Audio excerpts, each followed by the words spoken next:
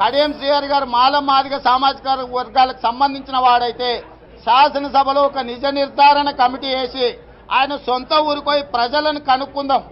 ఇంతకు ఈయన ఏ కులం వాడు, ఏ సామాజిక వర్గం వాడు, ఈరోజు ఏ సామాజిక వర్గంలో రిజర్వేషన్లు అనుభవిస్తున్నాడో ఆయన సొంత ఊరికి శాసనసభ నుంచి అన్ని పార్టీల నుంచి నిజ నిర్ధారణ కమిటీ వేసి నిజ నిర్ధారణ కమిటీ ముందల విచారణ జరిగి ఆయన శీలాన్ని ఆయన నిరూపించుకోవాల్సిన అవసరం ఉన్నది.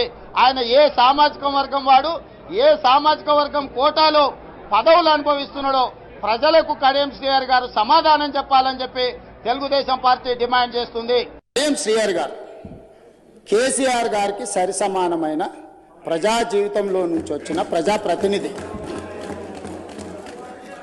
ఎవరు కూడా నేను ఆన్ రికార్డ్ నేను చెప్తున్నా, కడియం శ్రీహరి గారి నిబద్ధతను నిజాయితీని ఈ దేశంలోనే ఎవరు ప్రశ్నించజాలరు.